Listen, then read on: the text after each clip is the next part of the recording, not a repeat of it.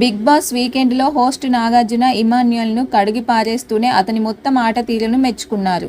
గాలి నీరు నిప్పు టాస్క్లో ఇమాన్యుయల్ అద్భుతంగా ఆడి విజయం సాధించి సేఫ్ జోన్లోకి వచ్చినందుకు నాగార్జున అతన్ని మెచ్చుకున్నారు. శాండ్ టాస్క్లో పవన్ కళ్యాణ్ను ఇమాన్యుయల్ ఫేవరిజం చేశాడనే ఆరోపణపై క్లారిటీ ఇవ్వడానికి నాగార్జున ఒక వీడియోను వేసి చూపించారు. వీడియోలో పవన్ కళ్యాణ్ బెండ్ అయినట్లు స్పష్టంగా కనిపించింది. ఇమాన్యుయల్ హెచ్చరించిన పవన్ కళ్యాణ్ వినకపోవడంతోనే డిస్క్వాలిఫై చేయాల్సి వచ్చిందని, ఇమాన్యుయల్ డెసిజన్ 100% సరైందని నాగార్జున పవన్ కళ్యాణ్తో చెప్పారు.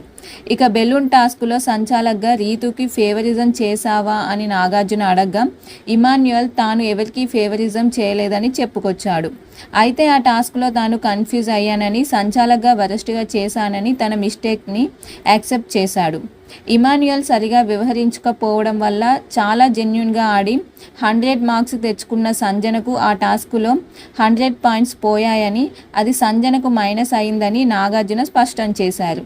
సంచాలక్గా సరిగ్గా చేయనప్పటికీ ఈ వారం అతని మొత్తం ఆట తీరు చాలా బాగుంది అంటూ నాగార్జున ఇమాన్యుయల్కు గోల్డెన్ స్టార్ ఇచ్చారు. అంతేకాకుండా అతనికి ఒక బంపర్ ఆఫర్ కూడా ఉందని చెప్పారు. మరి ఇక నాగార్జున ఇమాన్యుయల్ గురించి మాట్లాడిన మాటలపై మీ అభిప్రాయాన్ని కామెంట్ రూపంలో తెలియజేయండి.